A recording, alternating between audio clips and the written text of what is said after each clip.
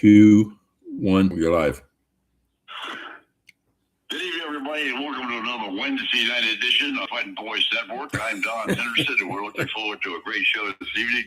A lot of National Football League news, quite obviously, and we have our normal guests all lined up around the country to talk about it. We'll be in Atlanta, we'll be in New York, we'll be in Tampa, Florida. But before we start the show this evening, we'll go to our executive producer, Frank Carroll. He's got a dedication or two that he'd like to touch on before we start the show. Frank? Yeah, Don. I'd like to start the new year with some good news, and that's that the director or chief deputy of the Jacksonville Sheriff's Office, Jenny Short, has reached the ripe years of 27 years of service and retired as of this afternoon. We want to congratulate her. She did a great job through 5 different sheriffs. We also, on the other hand, want to dedicate this program to the family of Corporal Matthew Shook, Delaware State police officer. He was working an extra duty job at the Division of Motor Vehicles, a nun just sitting there helping people. And there was an elderly lady in front of him talking to him, asking him questions.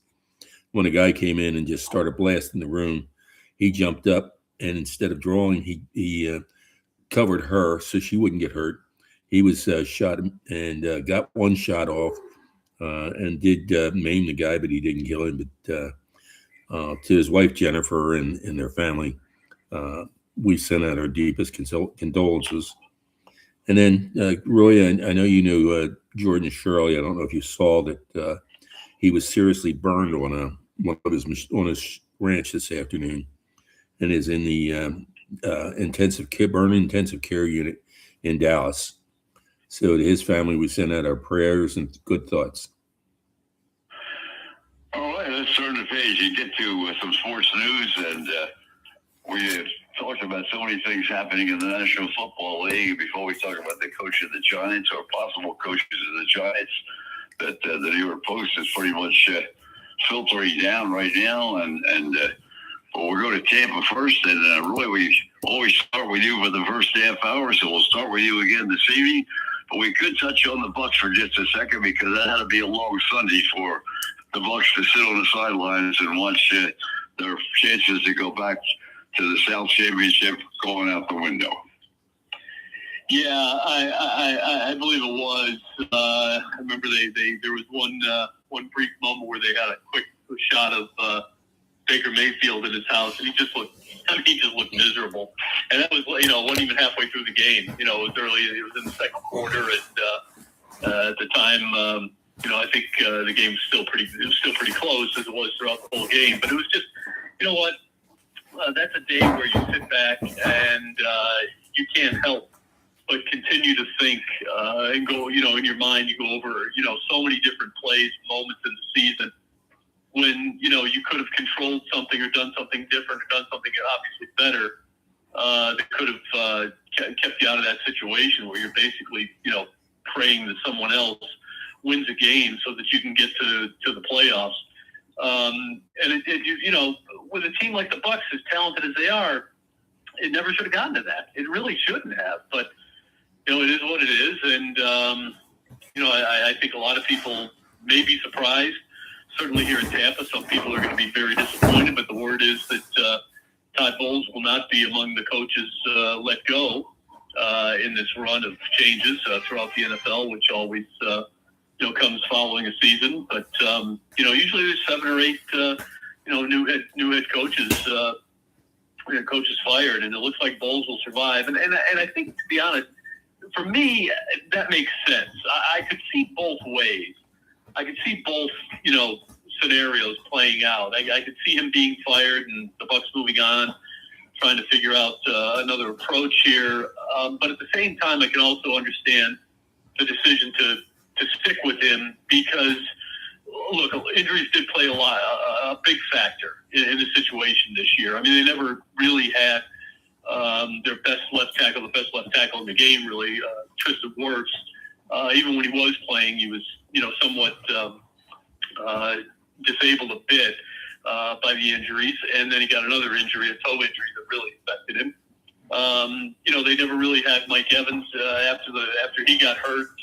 He came back and played at a high level, but still, when you lose players like that, it's really hard. And you lose Bucky Irving for a stretch right in the middle of the season, during one of your toughest runs on the schedule. That's tough for you. So, but I can also see, the defense really just not playing, up to the level it needs to play at. And, that should not be an issue for a Todd Bowles football team. He is a defensive coordinator, defensive-oriented head coach. There should be ways to figure out a way to stop opposing teams, but they continue to play that soft zone defense. And, it really, I think at the end of the day, I think that's what cost them more than anything. This is a team that can score points, in multiple ways. They made it work offensively for the most part, despite the injuries, but certainly never could figure out a way to stop the other team consistently, whether it was the pass or the run. So a lot of changes here in Tampa. Looks like they'll stick with what they're going to do. And, I'm surprised at some of them.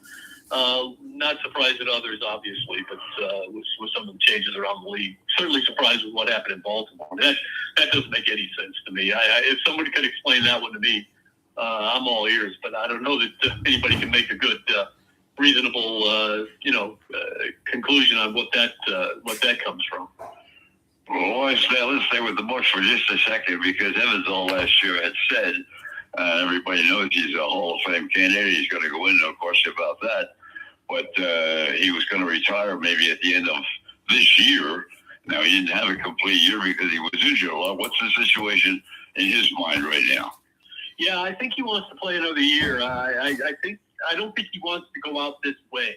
I think he knows that he's got a really good quarterback that he's working with, that he's got a really good running game to support the passing game in Tampa right now. And when it's healthy, a really good offensive line. I think Mike Evans, having been on both sides of the coin now, where he struggled, where they didn't make the playoffs, he's been on that part, and he certainly had his success winning the Super Bowl when Tom Brady was there. I think he wants to play one more year. I don't think he wants to go out at this, on this losing season. I think he believes his team is better than what they showed at the end of this year. And obviously, my money would be on him coming back for at least one more year. I think he feels like he's got it in him because, again, he was playing at a very high level when he got hurt. And, it wasn't anything that, should keep him from continuing to play at a high level. It was a collarbone break, which obviously very painful, takes time to heal. But he should be 100% by the beginning of the season. And, outside of the annual hamstring strain that he gets, he usually takes off for a game or two. Everything else is good. The knees are solid. The legs are solid. The hands are obviously as good as there is. So I think he'll come back, and I hope he does. Roger, we're going to have Darryl Lidbetter on with us in the next segment beginning at 7:30. And, of course, a major change down there as well. And I know Roy has been, and everybody seems to, think that this guy has great head coaching capability, but unfortunately it just hasn't worked out for him in either club that he's had the opportunity to take over. No, he's not. It has not. And, excuse me, it'll be interesting to see exactly what goes on. From what I've seen, excuse me, Arthur Blank is going to have a press conference tomorrow. And I think a lot of statements, a lot of points will be made that might give us an idea of what the future is. Roy, I get back to the Bucs. I mean, I watched a number of their games, and what's your honest opinion? I know you said that you could see it go either way. Do you think that Todd has basically used up his value with the Bucs or not? I'm going to say no, and the reason I say that is because they continue to play, kind of almost with one arm tied behind their back. They still don't have that edge rusher that really makes a difference. And their leading sacker, continues to be a guy who gets 6 or 8 a year. And that's just, you have to have more than that. You have to be better than that. And until you get that, that's why you have to play that kind of, that zone defense. And you really have to have that to be an elite defense. And I always thought, certainly under Tom Brady and even under Baker Mayfield, some of the running defense stats were a little skewed because, they looked great, but it was because nobody ran against them. And you didn't run against them because, A, you can pass against them because of that soft zone, number one. And number two, you were playing from behind a lot. Certainly late because, Brady put them in the lead and they were ahead a lot. So, look, and the other thing I think is, sometimes you weigh this option. You say, okay, if we get rid of this guy, what's out there? Okay, well, now Jim Harbaugh's out there. That's a great option. But at the end of the day, if Jim Harbaugh doesn't come here, well, what's better than Todd Bowles? Is anyone better than Todd Bowles? You can mark Kevin Stefanski, you can make that argument, but do we know that he's better? And here's the other thing. This cannot be, underplayed, even though I still think the offense is solid. But the defense, to me is the culprit here in Tampa. You've gone 2 years in a row now. They're on their third offensive coordinator in 3 years this year. And both of those head coaches have proved to be pretty damn good. They both got their teams into the playoffs far sooner than anyone thought they would. Most people didn't give Liam Cohen and Jacksonville any chance whatsoever of getting to the playoffs, and yet they're one of the best teams in the AFC. No one gave the Carolina Panthers much of a chance to get to the playoffs, and yet there they are. Granted, winners of a weak division, but they won it. They came back and they did it themselves. They didn't need someone's help. They did it on their own. Correct. And so, and that has to factor into it as well. When you lose coaches, coordinators, offensive coordinators of that caliber, who could be head coaches, who prove themselves as good head coaches, you clearly have lost something really valuable there, and you've lost 2 years in a row. So I think that has to be taken into consideration too. So to me, there's a lot of outside factors, outside of just the scheme and the way the team. Look, the team. There were times when I questioned whether the team was playing hard for Todd Bowles at the end of the season, and certainly the next to last game against Carolina, they just looked like they just looked dead. For the first 2-3 quarters. Certainly the first two. They came out in the second half and really poured it on, but was too little, too late. And so there were times I questioned it, but at the end of the day, I look at the landscape and say, okay, is there anyone that's significantly better that we can go get that's going to make an impact immediately and turn this thing around? With Marcus Freeman staying in Notre Dame, I say no, because I think what you're doing is you're basically just kind of, it's a retread situation. And, I don't know if that's a great way to go. So I don't have a problem necessarily with the decision to keep Todd Bowles. I really don't. Well, my concern is for both of you, and that is that Todd was in a lot of games, but I think he won a lot of games, down the home stretch. Mayfield almost single-handedly won 3 games by himself. Was at the wire. And that's not a good sign to me unless they can get players that are going to really give them a great opportunity to be much more competitive team throughout the game, not have to have miracle finishes with a minute and a half to go. Yeah, and look, special teams were a big part of this team's, collapse this year. They missed field goals when it was critical. They couldn't miss them. They were horrible kick return unit, horrible kick coverage unit, punt coverage unit. That'll change. I'm sure there will be a change there. But I do believe that there's going to probably have to be some changes in Todd Bowles' defensive approach. The blitz at all costs approach, I just think just isn't working. And granted, you build your defense around what you have, but the the general belief is that the talent in the secondary and the talent certainly at the linebacker position is much better than what it seems to be when you watch a game and you break down the statistics. Look, they are weak up front. There's no doubt about it. When a backup like Anthony Nelson is arguably one of your best pass rushers, or Servace Dennis, is your best pass rusher. When you've got, Hassan Reddick and some other guys like that, Chris Braswell. I mean, but that's going to make a difference. It really is. But again, and this has to be considered as well.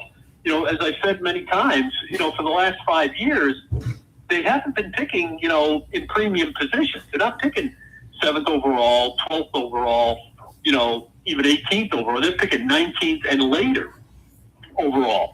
And by the time you get down to that level, you're usually looking at an offensive lineman, maybe a defensive back, or something else. And you're certainly not going to get the best pass rusher.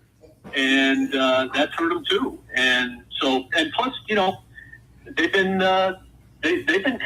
restricted by the salary cap. They haven't been able to do much. They haven't been able to offer a lot of money, to a big time edge rusher. Maybe that changes this year. We'll see. But at the end of the day, I think there's just a lot of mitigating circumstances that add up to this team. For the first time, let's keep this in mind, in 5 years not going to the playoffs.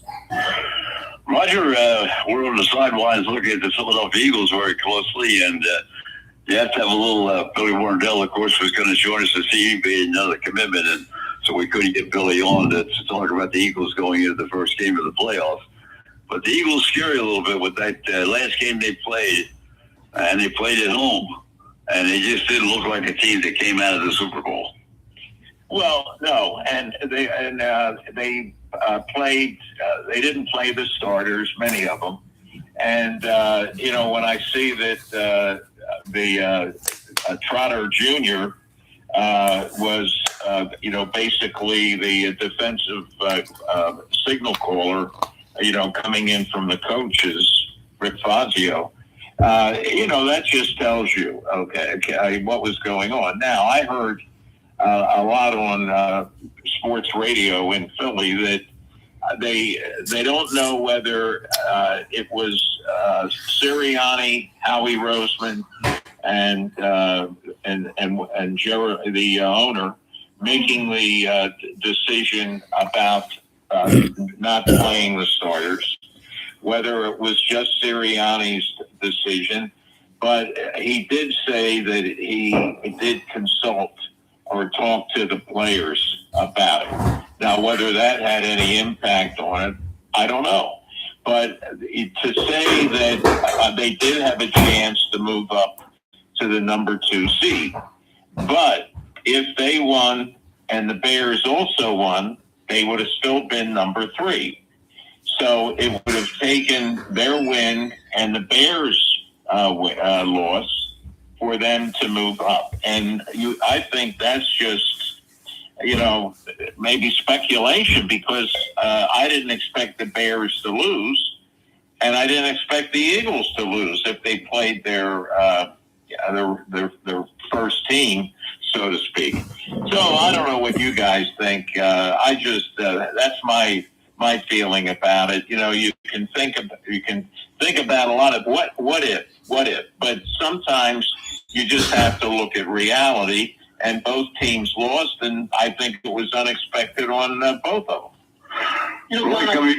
Don, I think you said something really pertinent. You said, about the Eagles, and Grant and Roger makes a very good point that they're playing a lot of backups in this game last week. They just didn't look like a team coming off the Super Bowl.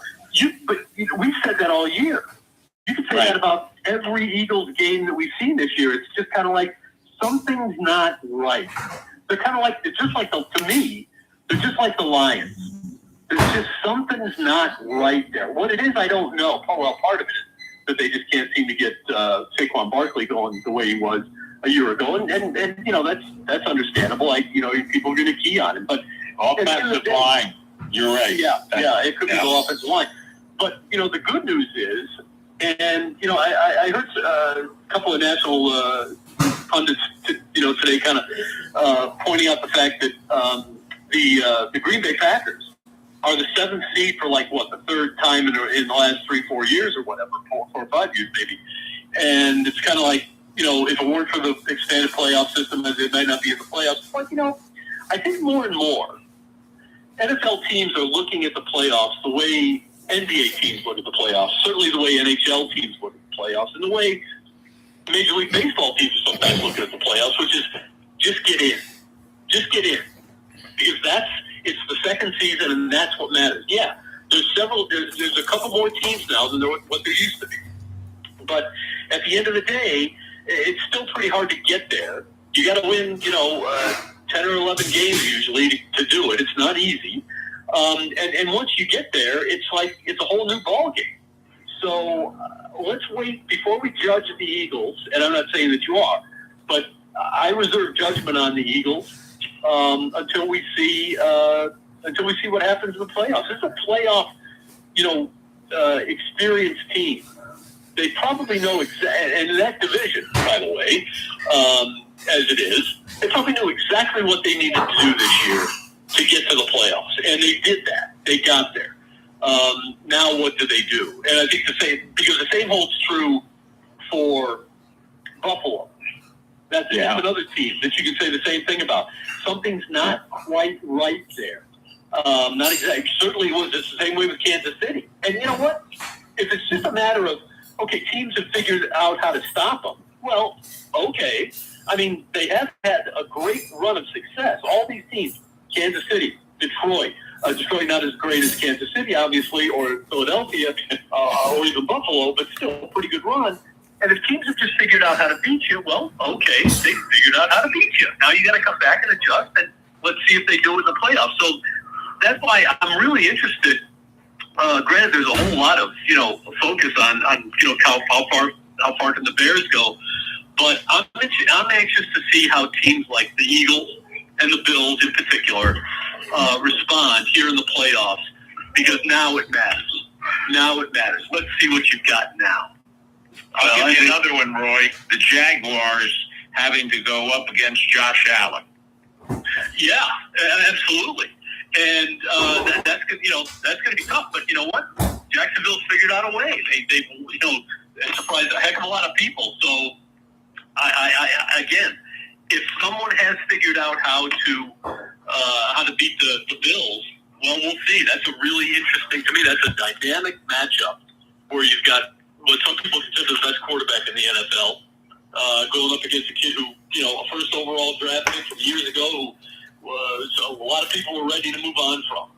And all of a sudden you get a coach in there who works with them a little bit, changes up a couple of things, and the next thing you know, they're winning games. So, but they're not playoff tested. So the Bills, who are playoff tested, much like the Eagles, how does that work out for them? But that's why the Bears, again, are so interesting, especially against the Packers. Packers know what to do in the playoffs. They know exactly what they need to do. The Bears, maybe not. Well, the only thing that proves it to me is, and I don't necessarily agree with it. I agree with your point, Roy, and that is, maybe this spot is as good as the second spot. I don't necessarily think that's true. But when they played in the last series of offensive plays that the Eagles had, they made no effort to bring anybody in from the front line to win that game. They stayed with the players they had throughout the whole course of the game. They didn't come in and say, well, we're going to bring our starting quarterback in and we're going to try to win this game. They didn't do that with the final drive. So to me, that proves they didn't care. I mean, Mike Quick said during the broadcast that he was absolutely disgusted with the cornerbacks. Of course, that was not the starting cornerbacks. Right. And he said they are playing the ball rather than the player. And he said they're awful. He was really on a tirade about, and he's the Eagles broadcaster. But he was on a tirade about the performance of the corners. I just wanted to jump in on that. Well, I'll tell you two corners, and Roy, you can comment on this quickly too. We watched the Ravens game on Monday night, and Rodgers throws a pass. There wasn't anybody within 30 yards of the receiver. And that was a vital play in the game. And just before that, Jackson threw one that was also 20 yards away from any defensive player. I mean, how can you do this? Well, you know what I would say to that? I would say that that's the reason they were in the game. Because they obviously need the reps to figure. I mean, the last thing you want is an injury, 8 minutes into the first quarter of a playoff game, and then all of a sudden you got to turn to this defensive back who has virtually no experience this year. He's not doing the job in practice, has no game reps, and so you put him in a game that doesn't really mean that much, okay? You're playing for seeding here. And maybe the other thing we don't know is how do the Eagles coaches and how does the team inside the building feel about the matchup as it is? If they lose and the Bears lose or win, whatever it is, are they comfortable with the matchup? If they're comfortable with the matchup and feel like we're good here, it's not going to hurt us either way whether we win or lose, or we like the matchup if we do lose, whatever. It's just as favorable as if we win. That's something that has to be considered too. But to me, more than anything, there's two things. Number one, if you decide that your second string guys are going to get most of the reps today, they're going to get the start and they're going to play. The last thing you want to do, even when it's late and you think you got a chance to win, suddenly throw, Jalen Hurts in there, and one thing he needs is, get a sack, get a concussion, twist the knee. You don't need that because you don't need the game that badly. That's the thing you have to remember. You don't need the game that badly. You know for a fact that if they needed the game to win, to get into the playoffs, we know who'd be playing. They didn't need the game to get in the playoffs. Right. So the playoffs, what's more important? 2 weeks from now, Very good. I'm glad you heard saying that. Mm-hmm. Put us out for Frank, Hey, Daryl, how you doing? I'm doing pretty good. Good. How'd you make out on the job transfer? Huh? How did you make out when they closed down the Constitution? They didn't close it down. We're still doing digital now. Oh, good. I'm glad to hear that. Everything's just, we got a digital paper and Mhm. online products and all that kind of stuff. Nice. Did you have a good holiday? Yeah, I sure did. How about yourself? Yeah, we had a great one. Okay. I'm Yeah, we did too. gonna put you about 5, and thanks again for pulling in for us tonight. Okay. As we would expect Green Bay to play. So maybe it's better. I just think the 49ers have a lot more chance to score points than Green Bay does. So I would have rather see it play Green Bay. Maybe you guys have a different opinion. Well, no. The only thing I'm thinking is that Seattle manhandled the 49ers. Right. With the defensive rush, which is the same thing the Eagles use. Okay, and they're going to have Jalen Carter and the full complement of linemen ready. And if they play the same game style as Seattle, it's all over. I mean, for the 49ers, because everybody's learned from them and because they have so many injuries. Now, I don't know if the left tackle is going to be back or not. I mean, he sat out that game. But I did want to ask you fellas another real quick question. What about the Chiefs? Do you think they have fallen from grace and now need to really do some rebuilding? Oh boy, yeah, it's a tough question. I'll say this: I think if Travis Kelce decides to retire, then I think it's a rebuild. If not, I think they take one more shot and try to see if this group can get him back to at least get him back to the playoffs. Look, that's another team, as we mentioned earlier, that just didn't, just struggled all year. And let's face it, I mean, think about it, guys.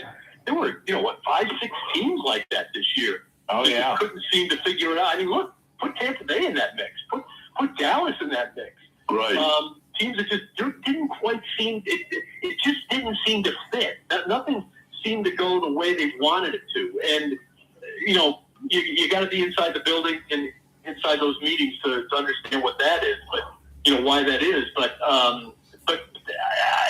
look, you can still make the argument that Patrick Mahomes is still as good a quarterback as there is in the league. Is Travis Kelce the best tight end? No, but he's in the top 5. They still have, arguably one of the best rushers in the league, one of the best offensive lines in the league. All the line, they play well. So, what's the issue? And look, they were waiting for guys to come back healthy from the beginning. And a lot of times when you're waiting for somebody else to come back, it doesn't, and this is a case of it. It just didn't click for him this year. So, yeah, I don't think they're there yet, Roger. But if somebody were to say, yeah, they're going to blow it up right now, start over, well, I could see why. Well, I just think there were so many teams this year that injuries. Washington was certainly one of the Commanders were one that, first they suffered their biggest loss with the quarterback. But very quickly, Roy, before we run out of time, we got about a minute and a half here in this half hour. Cubs made a little bit of a move, signed a player. You're a big Cub man. Good or bad? Yeah, Cabrera, pitcher from the Marlins. So he's been with most recently. It's on a scale of 1 to 5. I'm going to give it a 2.5, maybe a 3. When he's really on, he can get some people out, but he walks a lot of batters. So if the Cubs can somehow figure out a way to rein in that control a little bit, it could help it extends their group of potential starters, which is really good. Plus, he can pitch out of the bullpen, give you some long innings there on a bad day. So, not a bad move. So, anytime you can get at least a top 3 starter, which I'd say he is, you're doing okay. Roy, thank you again for another excellent first half hour, and we'll look forward to next week. I will not be joining you next week because I'm on my way down to Florida. So you guys will take over and take care of the operation. But thank you so much for tonight. I hope you had a great Christmas, a great New Year's, and the whole family did as well. Same here. Have a great week, Roy. All right. Take care now. All right, we're going to move to Atlanta, Georgia right now because Darryl Woodman, a Hall of Fame writer down in Atlanta, and of course has joined us many, many times on the program. Atlanta is one of the teams that decided to change coaches, so we'll talk about that. In fact, Darryl said that. He was on, I think, 3 weeks ago, and Darryl said, I think that the coach is on a real hot seat. He's got to do some big things. So is Darryl ready to go? Yes, sir. Yeah, he's on there. Oh, Yes, okay. I'm here, guys. Thanks for having me. Hey, this is a big night. Don and I and Frank were talking about this. There is so much to talk about with the Falcons. It's unbelievable. Now, Arthur Blank's big press conference is tomorrow, right? Yes. So a lot will be answered, okay? But Darryl gives us the answers before the press conference. He knows what's going on. Well, obviously, I don't think you were surprised. Even if he stayed, you might not be surprised. I guess it was one of those things. But for Mr. Blank to make that move so fast, that had to be in the locker room after the game almost. Shortly thereafter, they kept it under wraps 4 hours or so. Got the information at 9:06. It was leaked at 8:38. We got it at 9:06. Didn't waste much time. They got the consulting firms in there. And, when they kind of eliminated, and so it pretty much didn't matter what they did down the stretch. They did win out.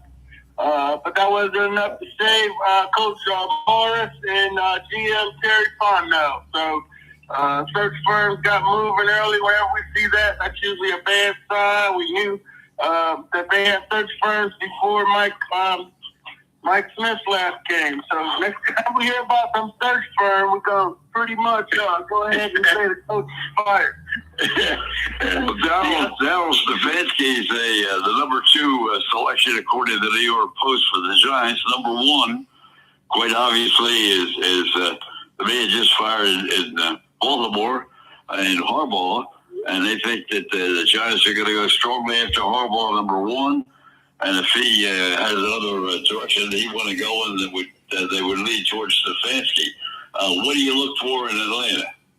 Yeah, we look for, those two guys are certainly in play. Harbaugh immediately would turn things around here, change the culture. He might want a little bit more than a coordinator would want. Clint Kubiak out of Seattle, the offensive coordinator, Gary Kubiak's done. But he's been with 5 different teams over the last 5 years. So that kind of scares me a little bit about him. Anthony Weaver, the defensive coordinator down in Miami, and Vince Joseph, the coordinator out in Denver. Those are the 5 names we have on the list right now. Well, were the people in Atlanta surprised when this took place, when Arthur Blank decided that quickly? A man that doesn't make changes real fast. This surprised the fans in Atlanta? No, the fans have been screaming for Raheem to go. Pretty much this guy here. Was like, why would we get him? He was the coach, interim coach. He was horrible at Tampa. So he had a tough crowd there to win over. Didn't win them over by winning games. Then, every little mistake he made was magnified. And the owner paid attention to, optics and stuff like that. Instead of realizing that, hey, this guy might have, in his 3rd year, might have turned the corner. So now we're on that merry-go-round and firing the coach every couple of years and not having a quarterback. And usually that leads to, decades of losing. If they got 8 years in on that first decade of losing. Roger? Darryl, a couple of points, and one change was Rich McKay being out of the football operation again, and on the business side, involved in the next Super Bowl. That's in 2 years, I think, right? And also the World Cup being in Atlanta next year. And I think personally, I've never met. I guess I met him once. I just felt that the Falcons had their most success when Mike Smith was there with Thomas Dimitroff. And they reported to Arthur, and Rich McKay was not really that big into the football operation. And that's just my opinion. However, I don't know whether you heard Brian Finneran's comments that were on Sirius XM on Monday. I don't think he likes him, don't get me wrong, friend and everything. But I don't think he's the biggest fan of Rich McKay from a football perspective. Did you hear about his comments at all? No, I did not hear about Brian's comments, but those particular comments, but I've heard him speak on the McKay in the past. I know that Dimitroff felt that, that he was there to take credit when he built the team, when they won the NFC Championship. He's on stage with the owner and so forth. And, so much so that Dimitroff told Howie Roseman, he's like, Howie, when y'all win it, you get next to Jeffrey. Don't let somebody come steal your thunder. So forth. So, I knew Rich was put on, helping to build the stadium, and once the stadium got built, he kind of started drifting back towards the football operation. That's what Mr. Blake trusted. That's what he wanted to, if stuff was going crazy, Rick kind of asserted himself to help, try to be a buffer between football operations and the team, well-meaning. But, I have a lot of respect for Rich. He, whatever his role was in Tampa with Tim Rusko and them, and building those teams down there, they built the Super Bowl team, Warren Sapp and everything. So, and then he got Michael Vick, and Warren Dunn signed him in free agency and got the Falcons, out of the gutter. So, some people, don't want to look at the whole record of a person. He's one of the great football men of our time. But, maybe it was time to, get some new thinking in there and some new power structure. Darryl, do you feel that the Atlanta Falcons have, and you see them now for so many years, consistently every game, do they have the talent where the draft will really make a difference for 26, or do you think it's still a couple of years away, or do you think it's still going to be a combination of bringing in the right coach and the right supporting staff in order to make them because everybody thought they were going to be a contender in the South, that they were actually going to take over for Tampa Bay, but it never happened.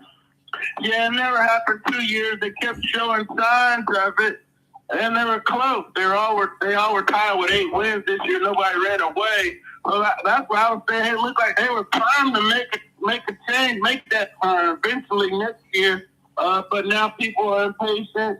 They want everything now. It didn't help them that Jacksonville got off the mat this year, or New England flipped it around from 5 games. So that people look around the league and say, "Oh, we can do that too because our talent's so great, and we'll get better coaching in and fix it." So I mean, when you get new coaches and new GMs, they might not like the talent that Terry and Raheem had assembled. They might not like Michael Penix. They might. I'm sure they like Bijan Robinson though. So. Yeah, right. Everybody likes that. Well, how about the speculation, Darryl, about Matt Ryan possibly being the president of football operations? Yeah, we know Matt's a great guy and probably does a very good job in that position, but it's a little bit unnerving to see somebody with no experience run a team, a $6.4 billion team, because he's a nice guy and, a hard-working guy. And that doesn't seem like a real bright move to me. I mean, yeah. I am doing, Darryl, I got to agree with you 100%. I can't see, in the situation that Atlanta's in right now, he was a great player for them, and as you say, very well received both on radio and television, very communicative, but at the same time, no experience. I don't think this is the time to bring somebody as your general manager when your organization is in a bit of a turmoil. Well, what about John Lynch? When he came out of broadcasting, everybody thought that was a big mistake. Yeah, that's true. Yeah, I mean, that's one, and we're seeing it. And he's made mistakes. His drafts haven't been that great, Roger. Trey Lance trade. You can go down to Solomon. He hit on Purdy on the last. If he doesn't hit on that 7th-round pick, right? His draft not that good. But they won and they got to a Super Bowl, right? At least one. Yeah, and they've been winning. So that's been working better than it has. But it ain't because he's been doing a great job of drafting. So, but Tony Baselli down in Jacksonville, he'll get some credit for that down there. Chris Stillman's helping with the Lions. I mean, I don't mind you in the ambassador help role, but as far as you running a whole $6.4 billion operation with no experience, that seems like malpractice to me. Well, I agree with you on that. Darryl, the other thing is that the quarterback started to come alive. There's a quarterback that's now been in the league for 4 years that really struggled, not only because of injuries, but also, just because of the number of interceptions that he threw and the difficulty he had starting off in his very first year being a first pick. I mean, the quarterbacks are starting to mature a little bit in those two cities. Yeah, no doubt. And, heard from Phil Simms today, and, they thought that Penix had a strong arm, kind of like, Matthew Stafford. He's got to figure out where to use it and where to put the ball and how to throw it and get it over the middle. But, yeah, that only comes with time and work. And then, with health is something that, they were comfortable enough with the drafting 8th overall. Not every team had them that high. So, you don't come into the league and set it on fire anymore. There's a period we've seen guys resurface in, Baker in Tampa and Darnold in Seattle and Minnesota and be okay in the right situation. You got to put the right situation and get the right players around you. And so far they got a running back and a wide receiver to go with Michael Penix. And then they just got to work on his footwork and reading and delivering the ball at the right time. I'll tell you, I'm a big fan, and I know you are too, Daryl. Matthew Stafford. I mean, we saw him at Georgia, and I'll never forget, him and Noshan Marino coming out at the same time. And we've talked about it before. Don's grandson was the quarterback in the game against Noshan Marino, his next to last high school game. Can you believe that? Yeah, New Jersey. Yeah, Middletown South. And we were all there. I was broadcasting. It was a cold night, let me tell you. Triple overtime. And but it was something. But I just think about that. Look how long Noshan's been out of football. And Matthew's still going strong. And what a move that was that Sean McVay did on that trade, where it really worked out well for both teams, with Goff versus, Stafford. And, I mean, Detroit was expected to do a lot more. But they both have really produced for their teams. Yeah, no doubt. One of the great trades here in recent history, a great two-way trade.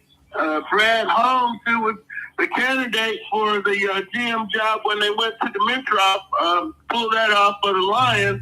Maybe Falcon got the wrong GM that time around. But Stafford got the Rams being a contender this year, and they're gonna probably be heard from in these playoffs. Daryl gives the thumbnails catch of the playoffs. How do you see it now? As not all the teams, but one of your two or three leading teams. How do you think it's going to go? KJ, Purden. I'm figuring if the Eagles can stop fighting each other, they're the best team out there. So they can, kind of, or maybe the old Yankees, they used to fight all the time and it didn't matter. So they're going to be okay no matter what. But you can see some new teams in there.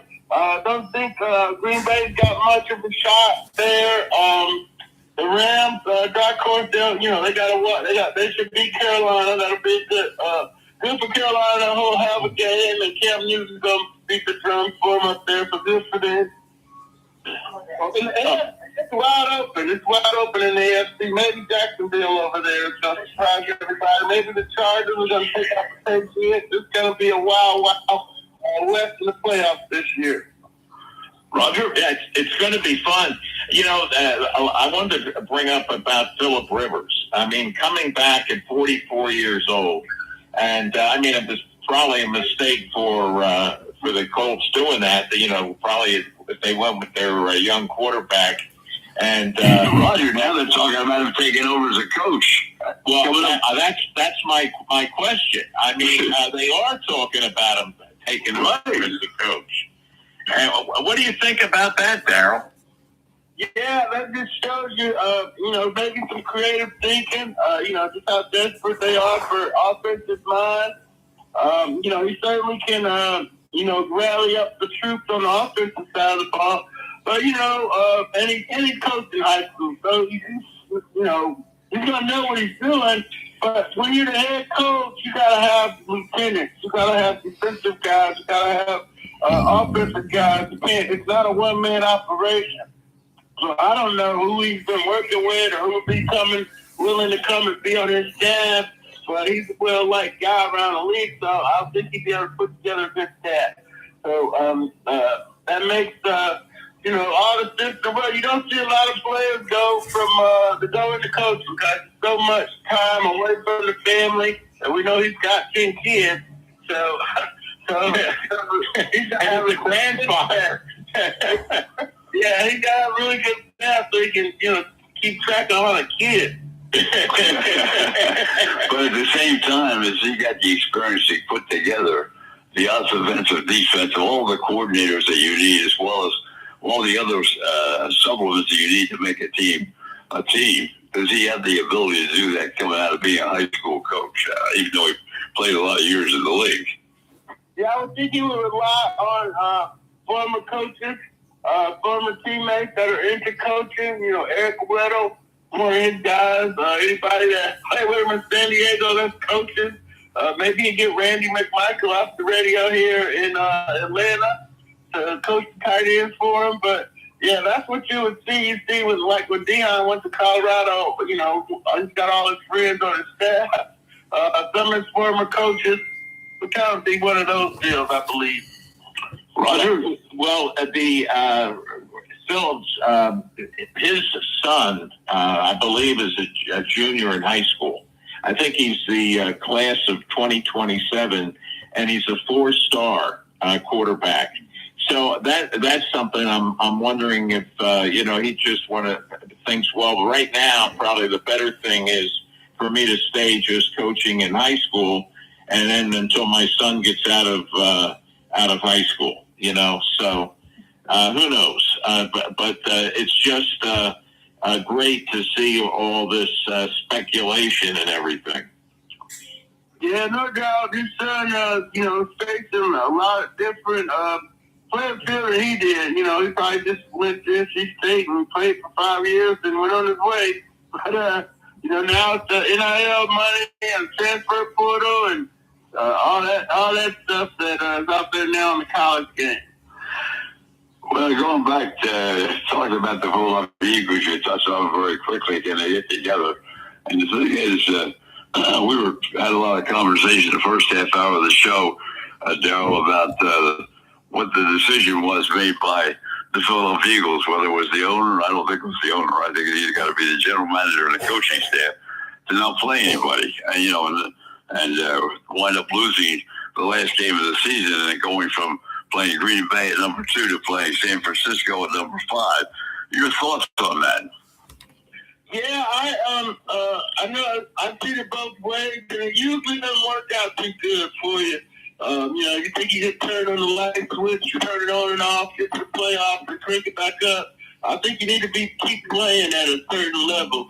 I don't think that was a good move. But then on the flip side of it, we started here in 2012. The Falcons had a meaningless game. They played John Abraham in it. He had a high ankle sprain. And they went to the championship game, but they couldn't catch Kaepernick because they didn't have the pass rusher. They had him on one ankle. So I would have played most of the players. There's a couple of players I would have set out. I wouldn't have set everybody out. Roger? Well, that's a good point, where you're very selective on who you keep out. But I just thought, to be honest with you, Tanner McKee was going to show a lot more because his one game he started previously, he looked good, but I've seen him in preseason for several years, and I always thought that he had a lot of talent, and I thought he had a bright future. It was so funny. I had a couple of kids in school that are big Eagles fans, and 2 of them were telling me when Jalen was having trouble, that they think that they ought to put McKee in there. Jalen's got problems. So it's amazing, how the fandom just changes minute by minute, hour by hour. It's crazy. Yeah, no doubt. These people down here wanted to bench Michael Vick from play Matt Shaw. Okay, I'm not listening to you all. Well, now let's switch over for a minute because what's the early run on the hot stove league for the Braves? They were inundated with injuries last year. The pitching staff sort of fell apart for them, and a number of other things. They're changing managers. What's the sentiment of the fans, and what's the sentiment of you and the media in Atlanta as to what the Braves are going to do? Yeah, they're thinking that change of leadership should be good. Healthy team coming back. Not a lot of major moves this offseason. We're all just kind of counting down the camp here when the pitchers and the catchers report. But pretty optimistic that, they're not too far removed from being a playoff team, and they're healthy. Got everybody rolling. And the pitching's going to be key for them this year moving forward. It was all, different guys at different times, but they need everybody going at the same time to be a formidable team. So that's the whole team in Atlanta right now, and starting to warm up. It was warm today, and pitchers and catchers will be in there in a minute. But everybody right now is locked in on the Falcons, and Trey Young's possibly getting traded from the Hawks. And then we got the baseball coming around the corner for us. Roger, yeah, I want to follow up what we talked about several times.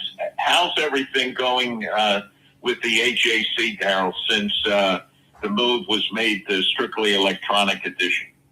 Yeah, it's we do have a paper, but it's electronically. So if you're a subscriber, you get that e-paper, and they're driving people towards the app. Those old folks who still like to look through that paper. Yeah, right. Listen, in the morning it's kind of tough because I'm going to get my coffee, and I think I got to go outside and get the paper, but there's nothing out there, man. But work-wise, they said, hey, just keep doing what you're doing. Just send us your plan at the beginning of the week, and, we'll start seeing, how we move differently in the digital era as we move forward. But so far, business as usual. We're putting stuff online. We got the AJC News app. We got our AJC e-paper in the morning. We're just meeting subscribers in a different place now. And I'm missing out on my walk down the driveway. A lot of cities are doing exactly the same thing, and it's unfortunate, as you said, a lot of us old-timers were accustomed to reading the newspapers and going out and get it out by the mailbox and bring it in and have a chance to digest a cup of coffee and read the paper at the same time. And it looks to me like more and more, Darryl, those days are going by the boards. Yep, no doubt. I commend the New York Times and Western Post people are still out there doing it.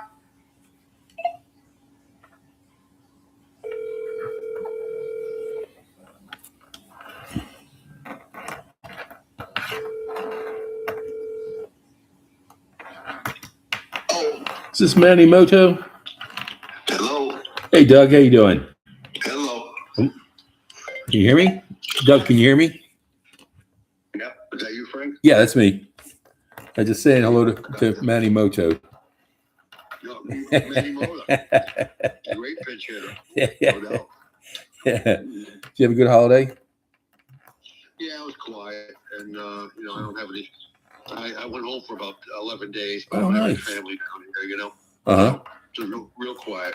Oh, good. How was yours? It was great. We had it was nice. All my kids and grandkids got here, and we really enjoyed the day. That's what you should be doing on Yep. that day when you have family. Yep. That's for sure. I'm gonna put. Guys, I thought maybe you. What's the deal with Don? So he sold his condo. Right.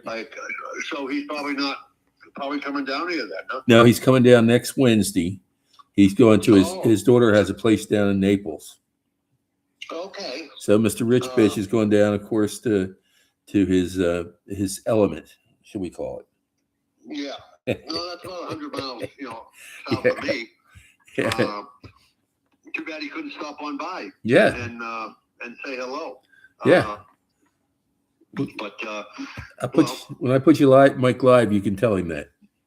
All right. Sounds good. Okay. I will. Okay. All right. Thanks again. Well, hang on. Okay. Pages is force, but 90% of it, except for the columnists, are yesterday. They're not today. Just like you said, they play a game on Sunday. If it's after 4 o'clock in the afternoon, you don't get it till Tuesday. Yeah, that's kind of bad at the end. So it's basically being a feature paper. A lot of features and long things stories. Right. Where game would go. So forth. That's exactly what they're doing. They're writing what used to be the afternoon column, and that becomes now the morning column for the next day. as opposed to just being the afternoon filler on the early edition.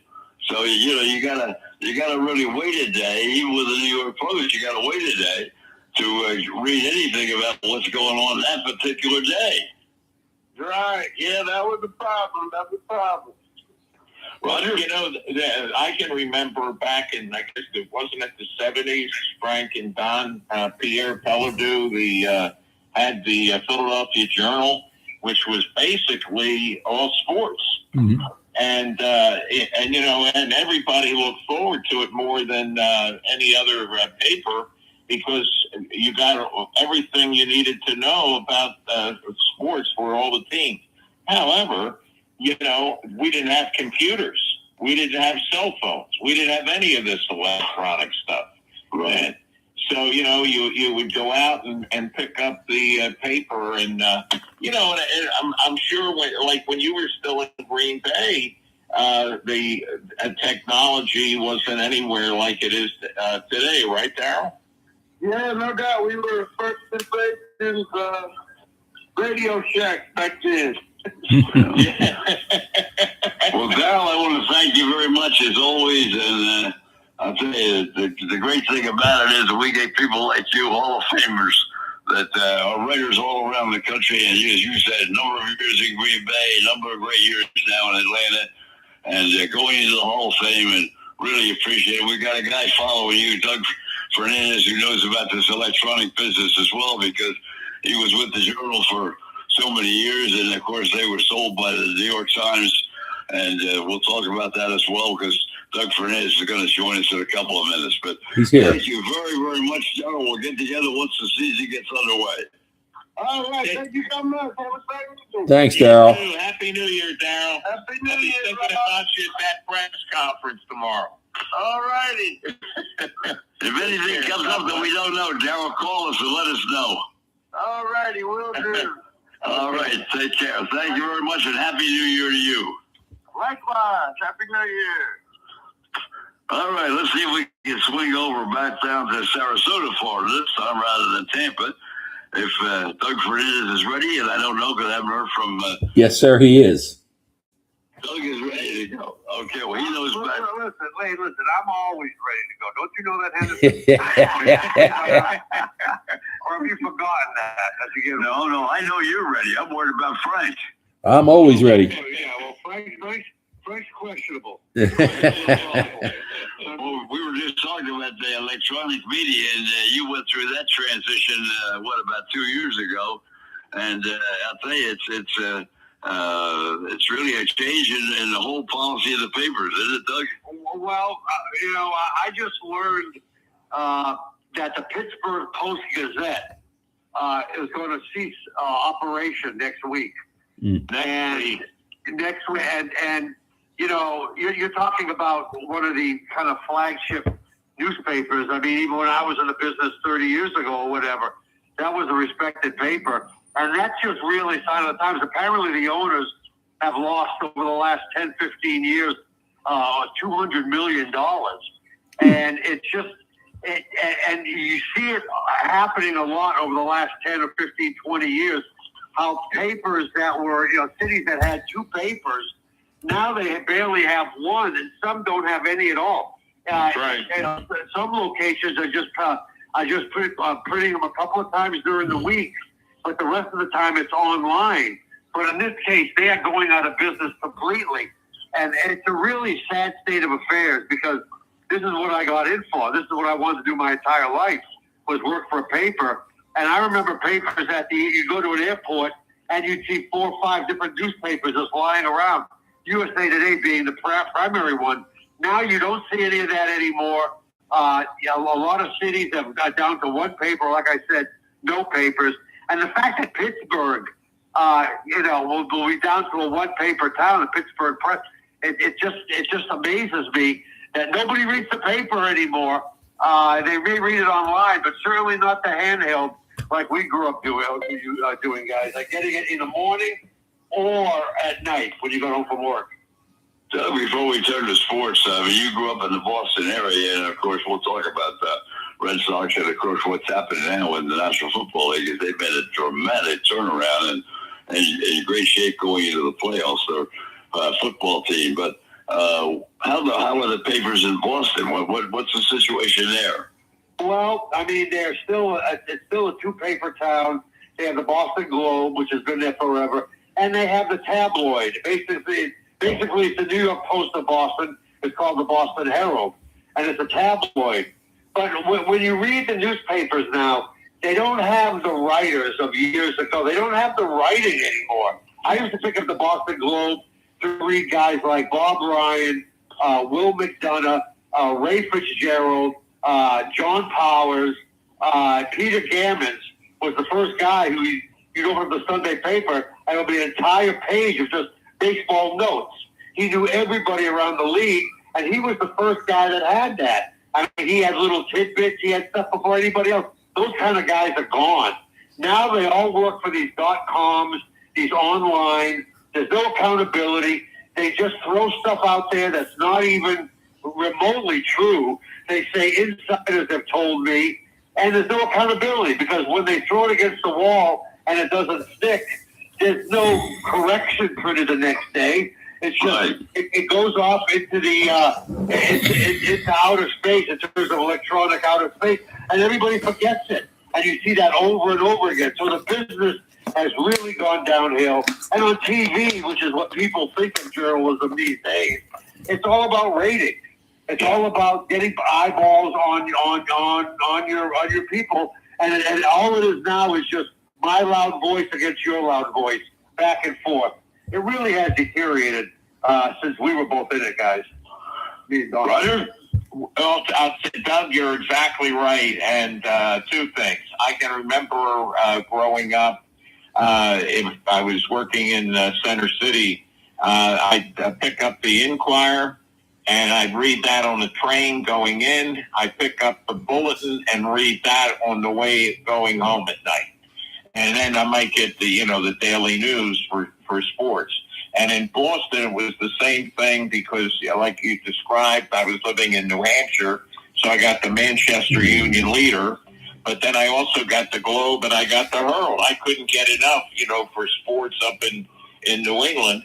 And we were just talking to Darryl Ledbetter because the Atlanta Journal-Constitution has gone to digital and at the end of the year. And when I had moved to Atlanta, which is like over 50 years ago, first time, it was the Constitution in the morning and the Journal at night. You'd get the two papers. So, but that point about the Pittsburgh Post-Gazette, that is a shocker. But that would be like in many ways out there, like the New York Times closing down. Yeah, I guess they went at it as long as they could. Guys, what brought down newspapers really, and they were really slow to react, is when the internet really became of age, in the 2005 to 10 area. The classified ads were the lifeblood of newspapers. Right? I mean, you'd advertise a bicycle for sale, a little ad. You'd pay $25. Yet there'd be pages and pages and pages of this. So that was a huge revenue. But when the internet came along and people could put that stuff online for free, then why pay a newspaper $100, $200 for the same kind of ad that you can get bigger exposure online, obviously, a broader readership. So people stopped doing that. The papers lost money. And that was really the beginning of the end of the newspaper because they didn't react in time. I don't know whether they thought the internet was a fly-by-night thing or whatever, but they really didn't pivot fast enough. It was an old institution, an old industry, and they didn't move fast enough. And I think they've been playing catch-up all along, and that's why you see a lot of papers going from actual newspaper to online because, hey, it's a heck of a lot cheaper, right? No pen, no paper, no ink, and for a lot of staffs, the staffs have been cut almost 9 or 10 to 1. I mean, we have one sports writer at the Herald Tribune. I left. They hired a guy to replace me. We have one guy, and Sarasota is one of the biggest growing areas in the country. We should be getting bigger, not smaller, but that's the state of things in the business. Doug, let's switch to sports for a second. your Patriots have jumped out. The coaching change has been what a success. Everybody sort of knew that was going to happen. I mean, I don't know what happened with his prior assignment, but I'll tell you, he's done a terrific job with the Patriots, and they're going into the playoffs in great shape. The quarterback has really developed more and more each game. Your thoughts, first of all, on the Patriots? Well, I mean, you're absolutely right, Doug. I don't. I mean, I thought if this team won 9 or 10 games this year, it would be considered a success. Now, I'm sure there's somebody out there who put $100 or $10 on the Patriots doing exactly this, right? There's somebody out there who bet the contrarian, and they thought that Vrabel would come in and turn it around. But I haven't met that guy yet, and I know he's out there, but I don't know who the heck would have expected that. I had no idea that Drake May would improve from year one to year two. Now, they say a quarterback makes his biggest improvement from his first year to the second year. But there were a lot of things about Drake May's game last year that you had to maybe scratch your head over and wonder whether this guy was ever going to get it. I mean, he was shaky in the pocket. He ran out of the pocket too quickly. He didn't spot his secondary receivers very well. And every one of those things, I don't know whether it's Vrabel, I don't know whether it's Josh McDaniel. I mean, I know they've been showing videos of Tom Brady, and they're running kind of the same offense. But this guy has just grown by leaps and bounds. And basically the MVP contest is down between him and Matthew Stafford. And with all due respect to Stafford, I mean, this is not a lifetime achievement award we're talking about here. He's had a great career, but we're talking about this year. Right. And without Drake May, the Patriots aren't anywhere close to being where they're at right now at 13-4. You know, all due respect to Matt Stafford, but I don't see how you cannot give it to Drake May this year MVP award. Roger? Yeah, I agree with you on that, Doug. And, I felt that the Patriots just did an awful disservice to Mac Jones. I was a big fan of his coming out of Alabama. I thought he was going to do a really good job with the Patriots. It was, to an extent, a disaster, but the whole team was a disaster, you know, then. And I think I'm hoping that sooner rather than later, I know he's played some, Jones has, because he's been a backup, but I always thought he was going to be a terrific pro, and that's why I questioned about May. You know, when he was drafted, because I said, is this going to be another Mac Jones? Well, I mean, Mac Jones, unfortunately, he got a head coach in Belichick who really was at the end of his run with the Patriots. And when Mac Jones, apparently, according to reports, when he didn't really perform, Belichick didn't talk to him the last half of the year. They had Matt Patricia, who went on and became a pretty good, head coach at Ohio State. But, he was put in charge of the offense. He knew nothing about offense. Mac Jones was really behind the eight ball with the Patriots. Now, what happened? Mayo had no clue. The nice guy, no clue. But it just goes to show what one head coach and a change of attitude and a philosophy can do. And not just Vrabel. I mean, look at Cohen. Look at Jacksonville. I mean, look at the guy with Chicago. I mean, it's amazing that they've cycled in coaches there before. They get the right guy in place, and they improve by 10, 11, 12 wins in the year. Conversely, you got a team like Atlanta, and who can't seem to get out of its own way. Arthur Blank could have had Belichick 2 years ago. He didn't take Belichick.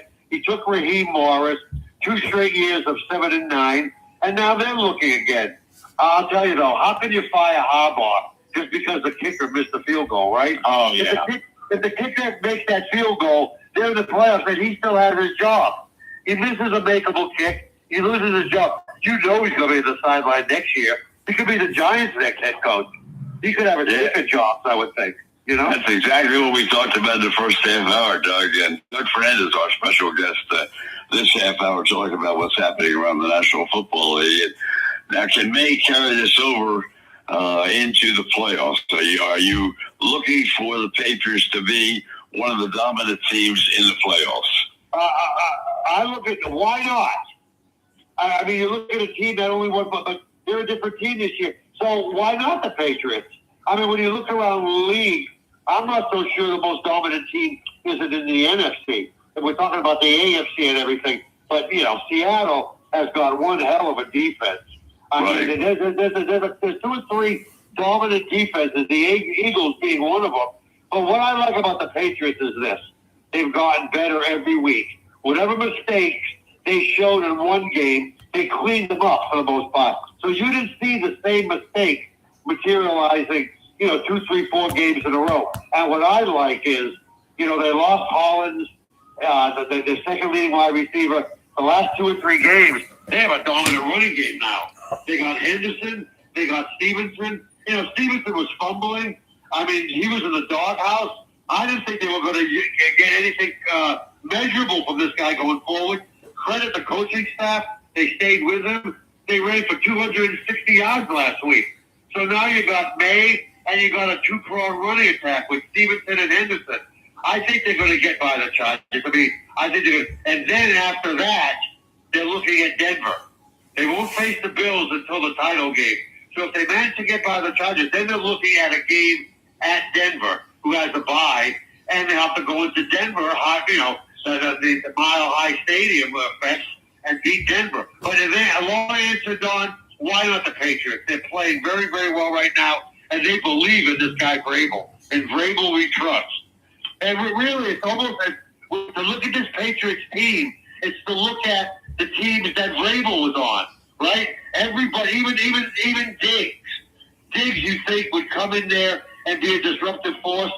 This guy, except for the last problem he's had, this guy's been a model teammate. He's been one of the best free agent pickups this team has made in the last several years, without doubt. Roger? Well, I'm a big fan of Vrabel, too. I always have been. I thought he got a raw deal with Tennessee, and look at the way the Titans have gone down since they let him go. And but the other thing you were mentioning about it was something. I lost my train of thought. It was about the Patriots because. See, I agree with you. Oh, I know. Talking about Denver, people forget that Denver came back and was lucky to beat the Eagles. And their whole season really took off after that win. I mean, if you look at the record, Doug, I don't know if you remember that or not, but that's when their season really started to take off. Well, I like you talking about young quarterback. I like Bo Nix, but when I see Denver, I see a team that's beatable. I see a team that I mean, they have a great defense, but their offense can be stopped. And what I like about just to get back to the Patriots, they're able to. The coaching said they're able to craft a game plan to suit the opponent. Now, I expect them to come out and run the ball against the Chargers. I mean, the Chargers' offensive line is terrible, so I expect them to put a lot of pressure, maybe blitz a little bit more than they've done this year. So, like all great teams, they really formulate a game plan for the opponent. And, I expect them to do that this week. But just don't look at Vrabel in the locker room afterwards. I mean, because I get the Patriots feed, so I see what they after the game. It's almost like a college atmosphere. I mean, this guy is jumping up and down. He's generating excitement. And you look at the guy, and you can tell he wants to get back on the field. He's 51 years old, but, he's hitting guys in warm-ups. He's telling them to really, show them something. This guy wants to get back on the field and play. And I think that infectious sort of enthusiasm has spread throughout this entire team. They love playing for this guy. I mean, Campbell has said, I can't see myself playing for anybody else. I don't want to play for anybody else. And that's the kind of head coach he is. Well, Doug, I think the Eagles are just on the other side of the ledger. I think they're struggling a little bit right now. Of course, I didn't necessarily agree with what they did in this last game to lose the last game of the season by playing second and third string players. But at the same time, I know you don't want to get anybody hurt, but at the same time, they do not have the cohesive unit that we've seen over the last few years. No, their defense is going to have to.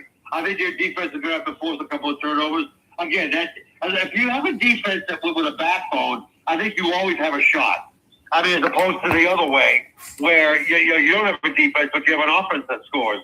I mean, if you have a defense that has that backbone, you can pretty much always count on that. And I just read a story where they have a meatball award. Apparently, what's his name? Fazio, he has a recipe of making meatballs that he got from his grandmother. And apparently they have an award, the Meatball Award, where he makes like a pot of meatballs for the one guy who has a great defensive effort. And believe it or not, these guys are like playing for these meatballs. The guy says these meatballs are the greatest meatballs ever. You know? Apparently some old Philadelphia recipe, you know? Right. Roger, you probably had a couple of those meatballs. I'd like to have a couple of them. Yeah. But They're made with beef and pork, beef, pork, and veal. They're made with 3 kinds of meat, and those are the best kind of meatballs, you guys know. You know? Wait till I tell my wife about that. But yeah, I mean, it's a story I just read. Apparently, the play. I mean, it's like a thing. It's a weekly thing that he's done.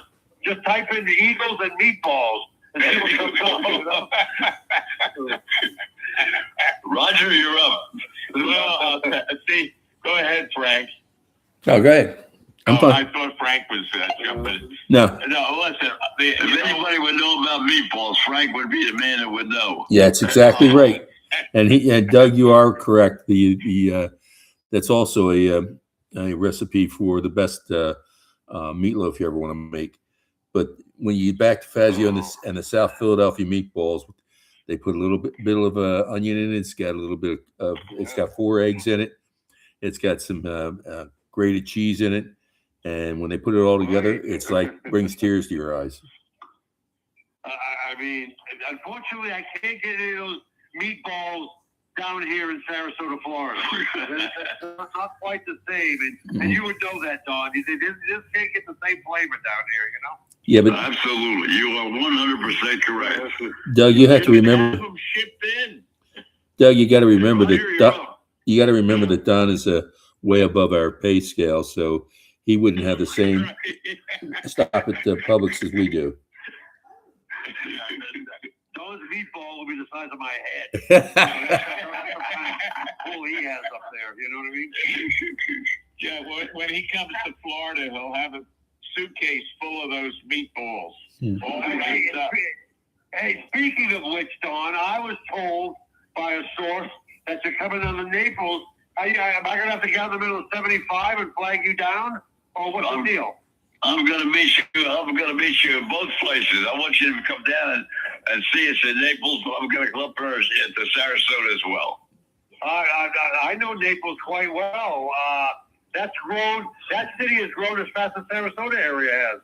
Naples, you know. You know all about it because you have a lot of money. I'm a poor guy. I'm just in a condo.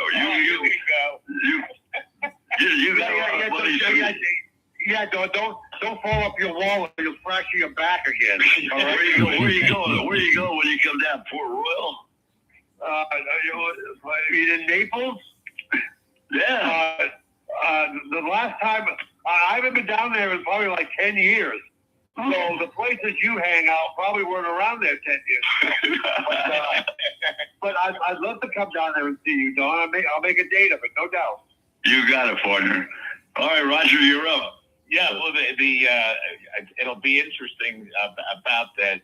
It's a great article you quote because it's amazing over the years when we've been around a long time that you've seen different coaches use different points, symbols, food as the incentive for the team. Buddy Ryan was one of the best. Don will attest to this. So will Frank. Was Don hosted his show every week, and I'll tell you, he always Buddy. Don, tell the story about. You told me Buddy would be going out to dinner with his wife with all these fans that came to the Ribbit, right? That's right. That's exactly right. Buddy Ryan's biggest motivator was when he put a bounty on the Eagles kicker. Well, he was the Jayhawk, big tough guy, putting a bounty on a kicker. Or he put a bounty on somebody else. Maybe it was, well, that was when he was with the Eagles. Yeah. Did he put a bounty on somebody on the Cowboys, I think, right? Yeah. I mean, can you imagine that stuff going on nowadays? Can you imagine that stuff going on? Or remember when McMahon went to the Super Bowl and he mooned? It was in New Orleans when they were facing the Patriots, and he mooned the helicopter, and he had a headband that said Roselle on it.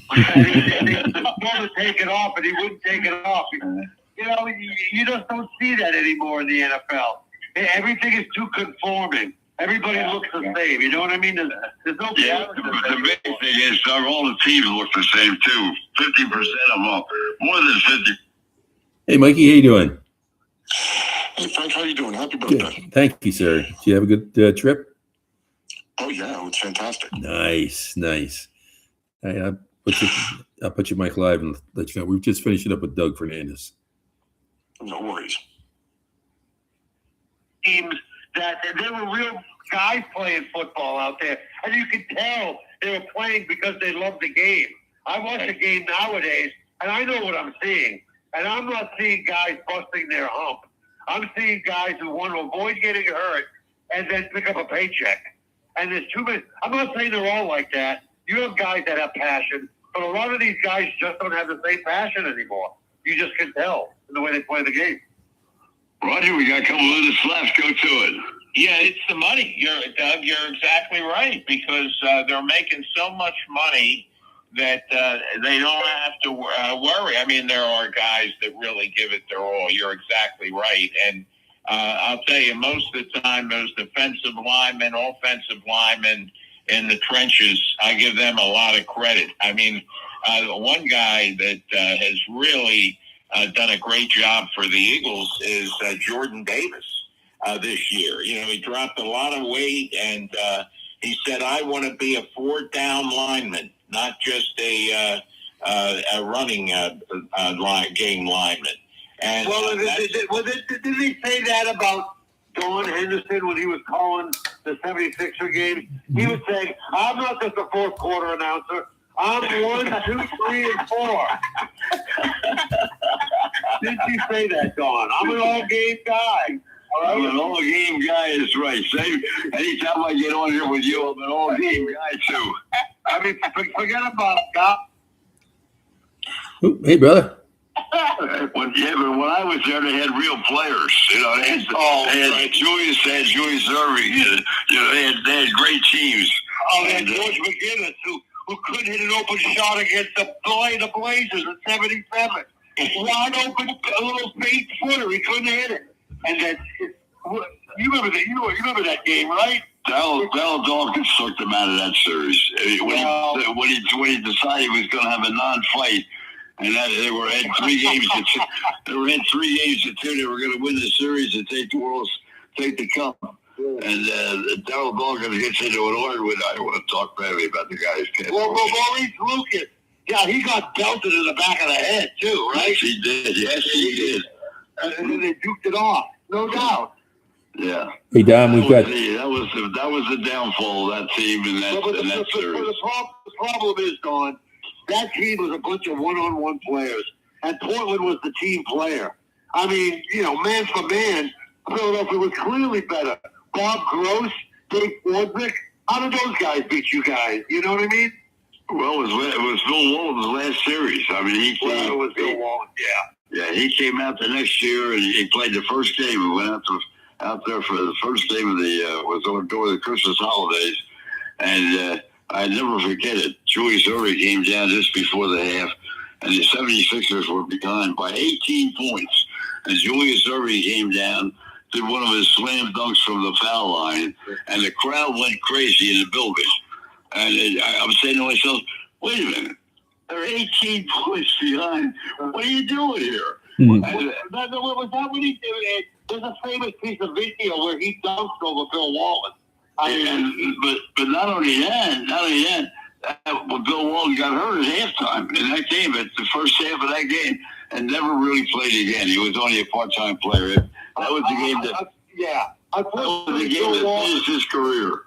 Unfortunately, Bill Walton was born with feet that were all screwed up. Unfortunately, if he had decent feet, he might have been one of the top 5 centers of all time because he could do everything. He really could. Yeah, he was an outstanding player. I said the other guy was Doug Collins. Doug Collins he'd have those stress fractures every time you turn around. He'd have to sit out because he'd have a stress fracture in one foot or the other. And it was a painful loss for the Sixers in those days. But he was a big time player. You know who you guys didn't take advantage of? Earl Puritan. You guys had Earl Puritan, and you didn't know how to use them. All right. Well, I'm just kidding. Was that Caldwell Jones? One of those two. Well, yeah, that was the thing. They had Hatchett and Jones, and they were the 2 centers, but they weren't scorers. They were just, all they could do was rebound and get the ball back out again. It wasn't until they got Moses, and then of course they won the championship because they got a center that, although even though Moses would get 20 rebounds a game, 10 of them were his own. His own missed shots. I love Steve Mix. Give me Steve Mix all day, all night. Steve Mix. Hey Don, we're joined by Mike. Give me Mo Cheeks. I'll take Mo Cheeks on any team that I ever had. I'd take Mo Cheeks. He's a great player. Bobby Jones was a great player. Andrew Toney. Andrew Toney. He was a great shooter. That was the reason the Celtics got Dennis Johnson. They had nobody to guard Andrew Toney, so one of the biggest steals in NBA history. Rick Roby, but Dennis Johnson. Dennis Johnson is one of the greatest players of all time. And they got him for Andrew Toney. Well, Billy, our half hour is up. I want to thank you so much for joining us. I'll call you as soon as I get down here, and we'll get together in Sarasota, or we'll get together in Naples and have a little dinner, a little lunch, whatever. Yeah. We'll do it. I'll give you a call as soon as I get down there. Take care, Doug. Happy New Year. He's gone. Okay. All right. Doug is gone, so we're going to go to our combination. Now we got Mike Zimzak standing in the wings, and we also have Doug Hamilton standing in the wings.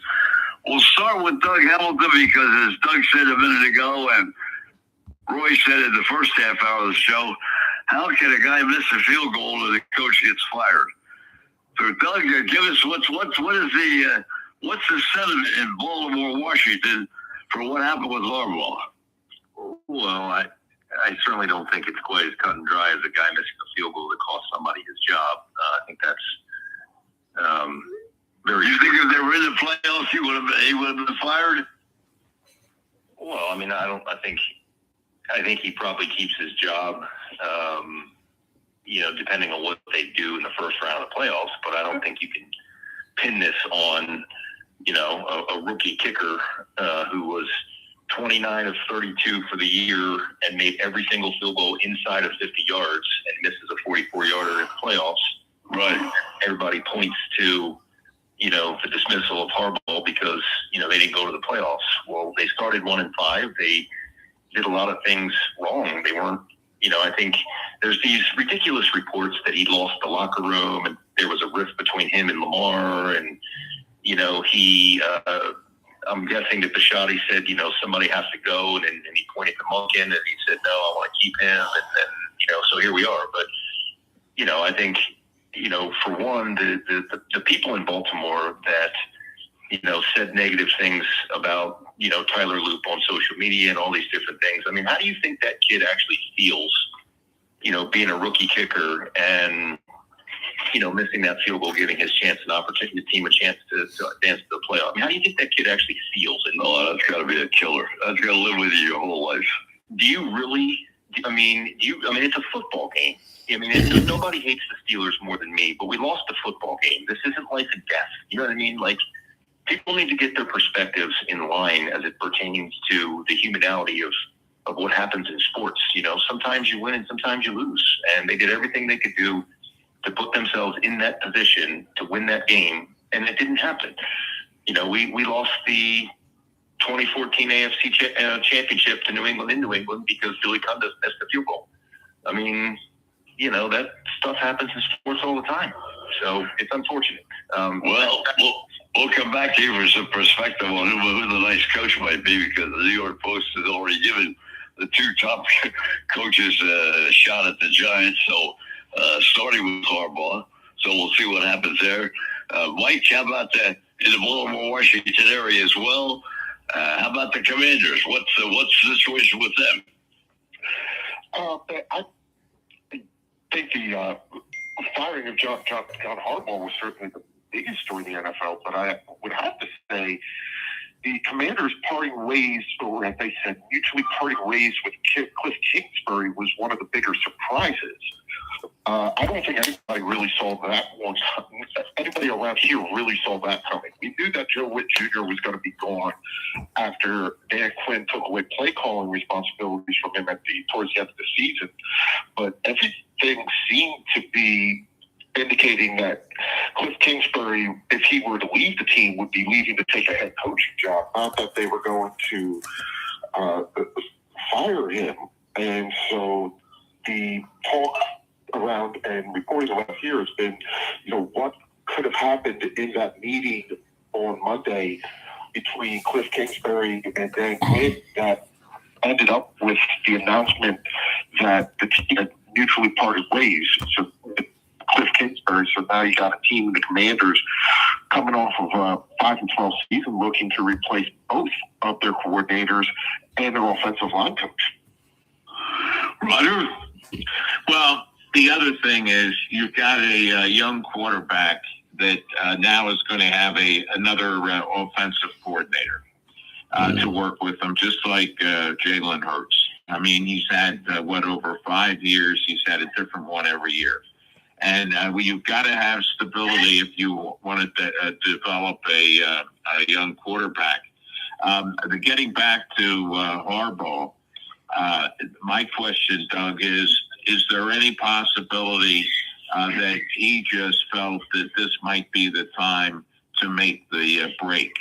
And they talked about it and just decided that that's it because he felt that maybe it was after, 18 years that it might be time to go, and he knew that he would have another start somewhere. Well, I think a couple things are true. Raise your hand if this applies to you, but I mean, usually when you get fired from your job, you have that uneasy feeling in your stomach, and you know it's kind of on thin ice, and when it actually happens, you're kind of like, yes, you're surprised, but at the same time, you're like, I had that premonition.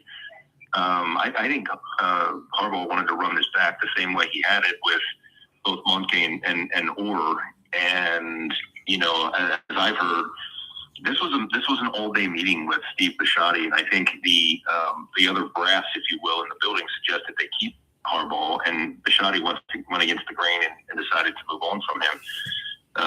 So, I don't know. Back to Don's original question here of, where do we see this going?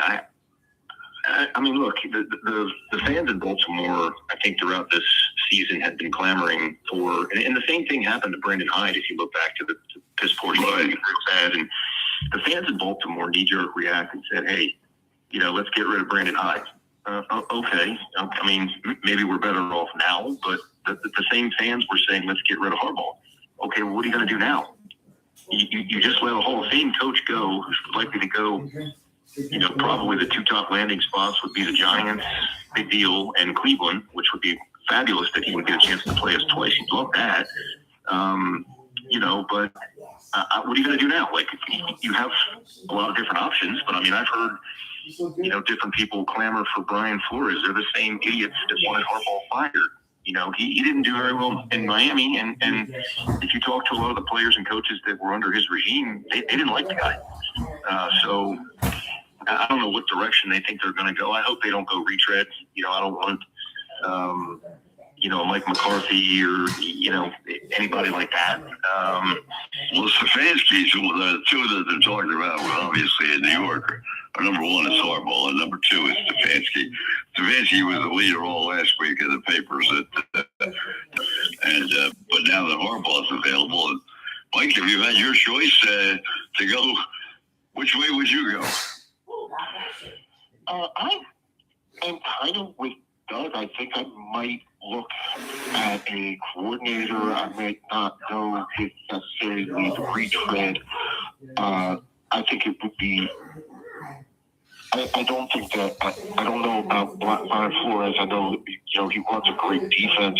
The team in Minnesota loved him, but there still is a lingering issue with how he exited Miami. And remember, he's still got that discrimination lawsuit against the NFL that's still pending. And I wonder if that might have an impact on whether or how he gets hired as a head coach. I have my questions about Stefanski. I know that he won Coach of the Year twice, but outside of the individual accolade of winning Coach of the NFL Coach of the Year twice, does he give you something that John Harbaugh didn't? Like, other than he's a little bit younger. Do you want to look and see if you get somebody who's a young coordinator who might come in who could give you potentially a long time? But we know what the average tenure of a coach now is 2 years, 3 years. So maybe you do go with somebody and hope that they can come with some experience and hope that they can come in, get you over that hump, because presumably it was the fact that they just could not win in the playoffs recently. He had the one Super Bowl, but having Lamar for 8 years and reaching one at an AFC championship game and never winning more than one game in the playoffs, and the fans voting with their feet and the number of unsold tickets at M&T proved too much for Bisciotti. But now he's got to make that decision because he has said over and over again, Bisciotti, that it was his decision. He's got to make that decision what direction they go in, because you just let, as Doug said, you just let a Hall of Fame coach walk out the door for nothing. Right. Well, I think you said it, and I think that's a valid point, that a lot of this, at least conjecture-wise on my part, has to do with Lamar Jackson. And, the insider story here suggests that the rift was between Lamar and Todd Monken.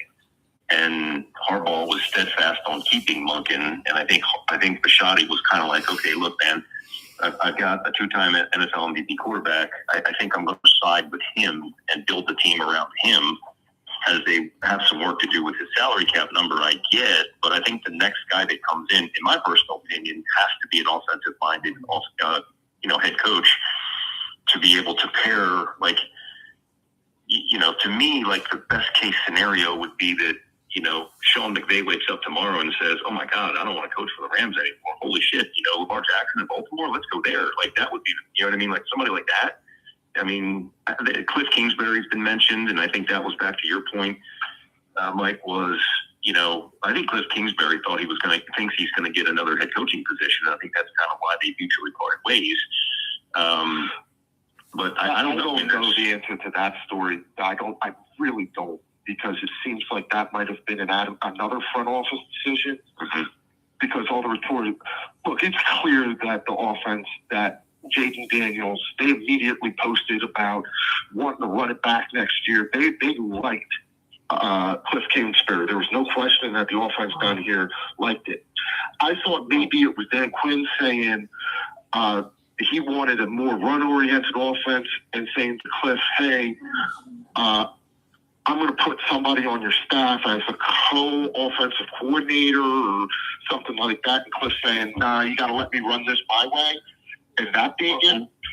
And it goes to your point, Doug, real quick, because I just can't imagine a coach leaving his job because they said, okay, it's either, I can't imagine after 18 years, John Harbaugh saying, it just seems weird to me that he would say, hey, you got to do something about Jeff Monken, and then saying, you know what, I'm really going to go to bat for Jeff Monken, and them saying, okay, not only are you fired, but everybody loses their job. Well, that's what's going to happen eventually. But, I mean, let's go back to Cliff Kingsbury was a very good college football coach and a very offensive-minded football coach, and he didn't have much to work. And a bad pro coach.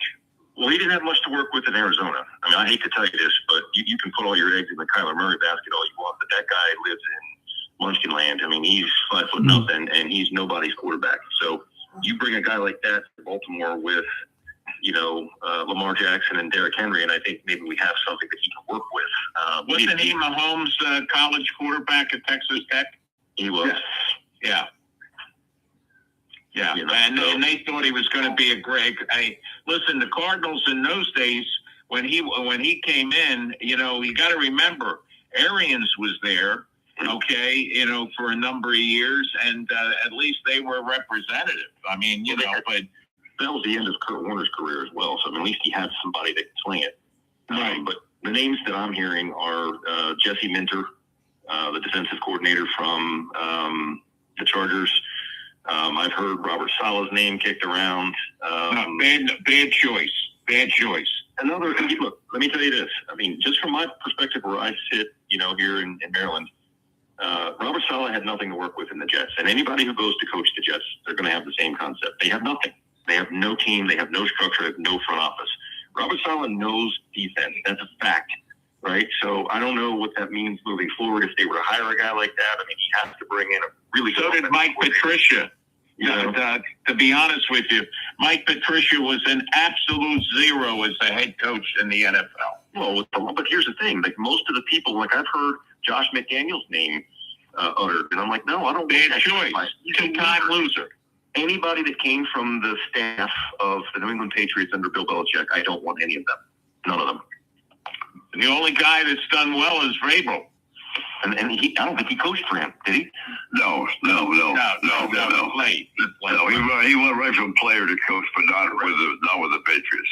Yeah. Let me ask you this. This is what I've been thinking about. There has to be more to this. Okay, and on both sides with Kingsbury and also with Harbaugh. And what we're not considering is this could have been a tie game if the kicker for Pittsburgh had made the extra point, and then you had the field goal.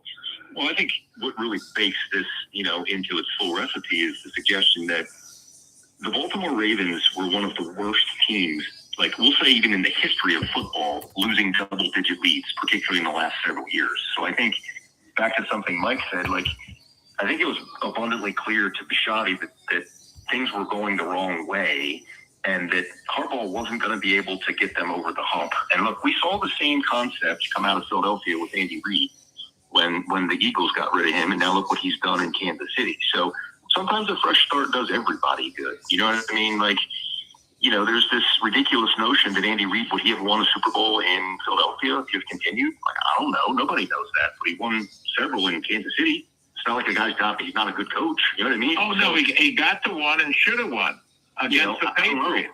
What does it take to take that next step and get over the hump? I mean, Eric DaCosta has given John Harbaugh over the last number of years all he could probably ever want in terms of players and personnel. I mean, the biggest glaring need that you heard Chris Collinsworth mention in the playoff game was the fact that we have no pass rush. Nothing. Right. Zero. Yeah. I mean, there's no way possible that you can sit here and tell me that the Cleveland Browns, with Myles Garrett, the best player in the NFL, hold the Pittsburgh Steelers to whatever it was, 10 points, and they scored 26 against our defense. Their offense is utterly disgusting. It's terrible. They were throwing screen passes and little tight end, whatevers. I mean, they didn't take hardly any deep shots at all, and we could not contain them.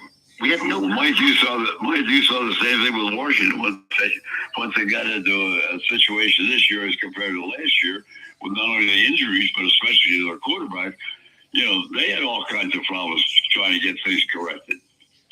I think the difference in between Baltimore and Washington, though, was the supposition that Baltimore's defense we knew was going in, and I think it caught everybody by surprise, their inability to generate a pass rush. We knew that it might be an issue, whereas with Washington, you knew going in that was going to be a problem. You knew that the defense was going to be problematic. It was problematic last year, And the theory moving forward this year was, hey, we'll just bring most of the guys back, minus a few departures. I don't think the defense was better without the likes of Jeremy Chin. I don't think it was better without Dexter Fowler Jr. in there. You didn't have a pass rush. I don't think the defense was going to get better when you tried to replace when you tried to replace Allen with Javon Kinlaw. I think that Adam Peters is the one in Commanderland that needs to be most on the hot seat, because he's responsible for putting this team together. And, to be real honest, the only thing that I can hang my hat on and say that he's really got right player personnel-wise was the most obvious decision of them all, the one you couldn't make a mistake, and that was rejecting James Daniels.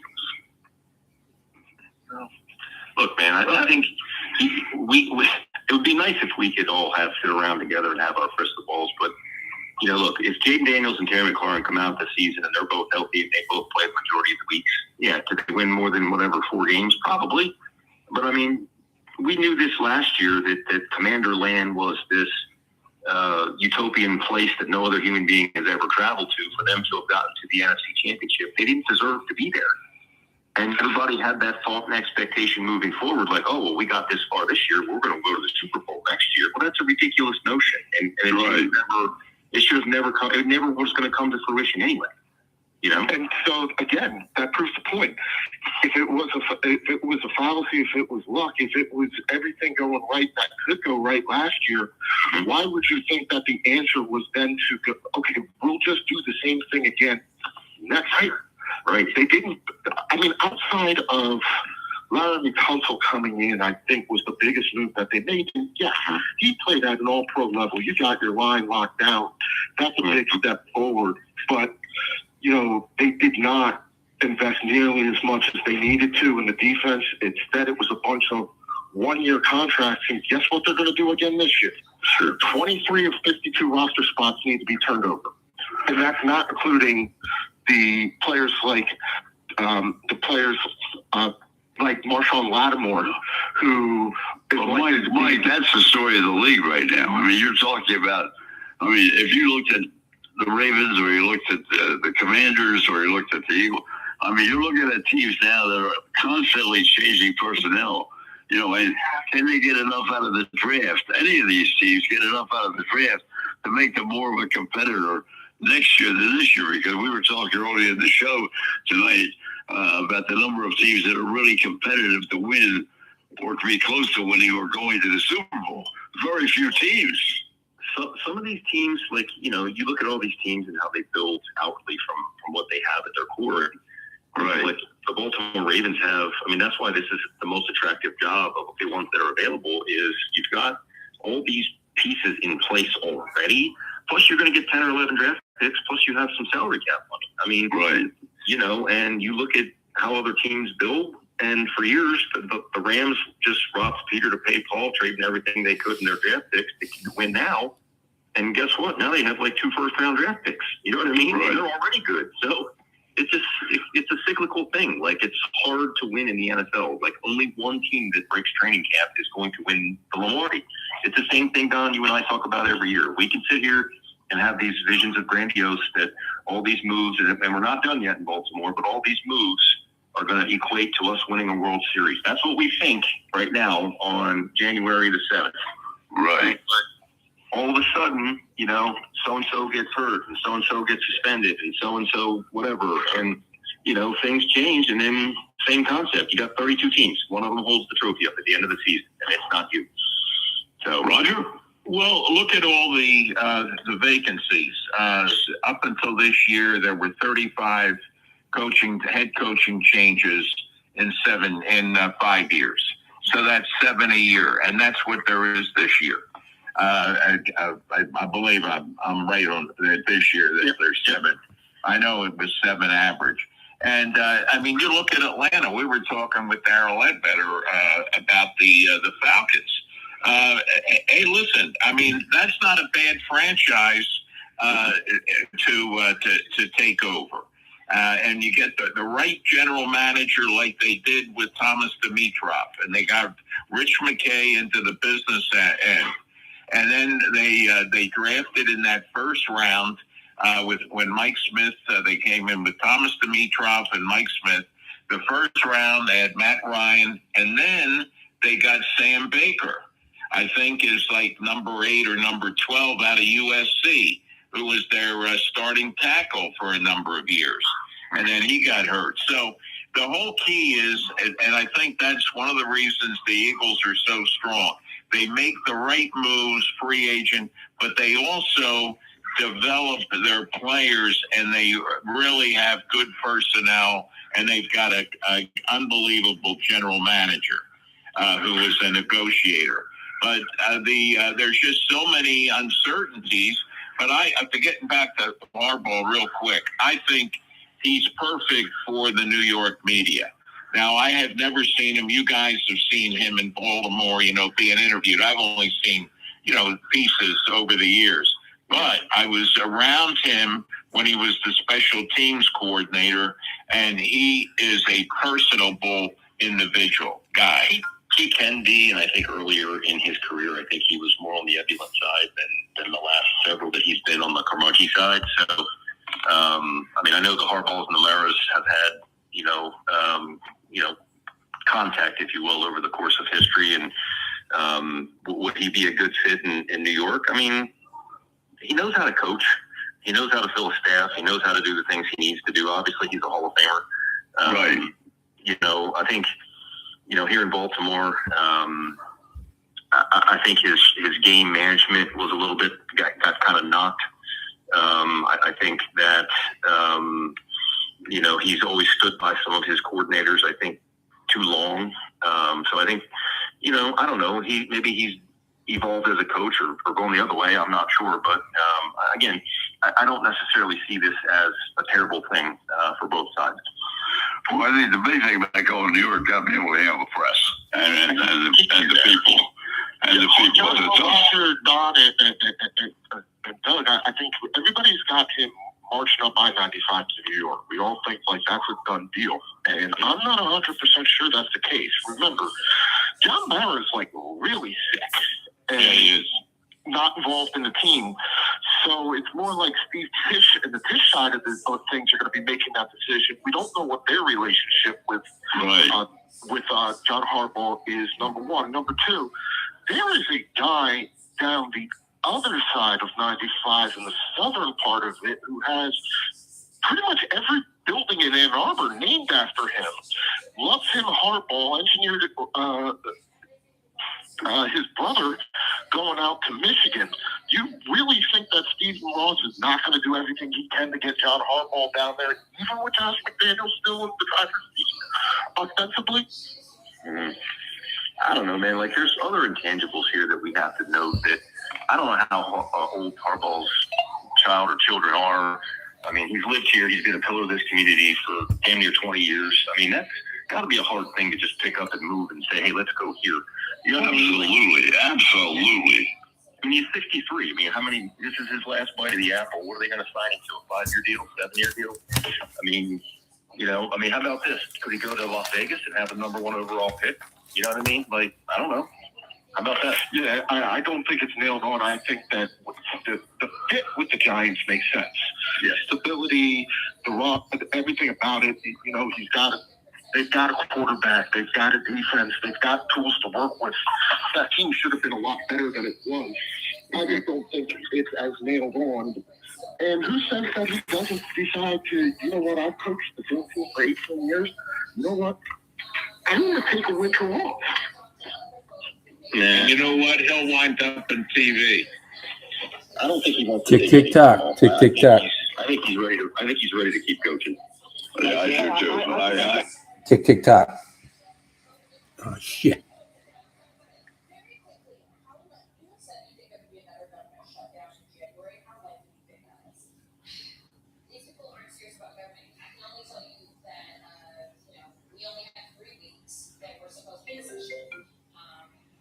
Yeah, they cut us off.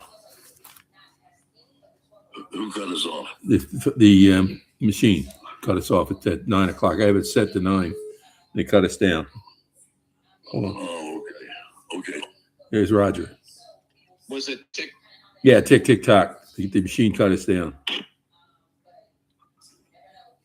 Hello? We're all through? Yeah. Mm-hmm.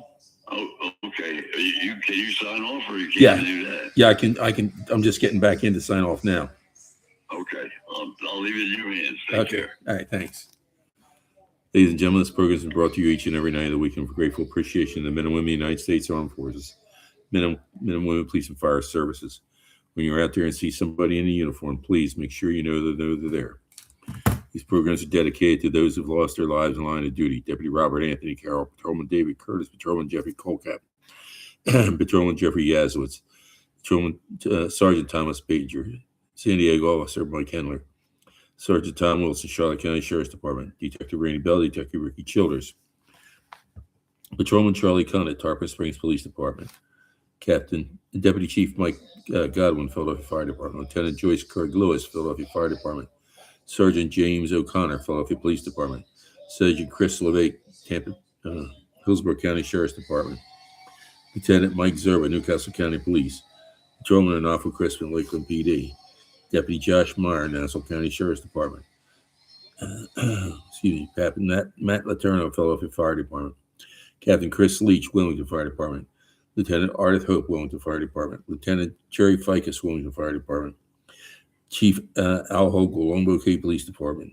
Chief Jimmy Ford, Wilmington Fire Department, Deputy Ronnie Montasinski, Manatee County Sheriff's Department, Deputy Mike Hargrove, Pinellas County Sheriff's Department, Trooper Chelsea Richards, Florida Highway Patrol, Trooper Joe Bullock, Florida Highway Patrol, Trooper Zachary Ben, Florida Highway Patrol, Sergeant Chris Fitzgerald, Philadelphia Police Department, Sergeant Ramon Mendez, Philadelphia Philadelphia Police Department, and Patrolman Brian Butterfield, Bradenton Police.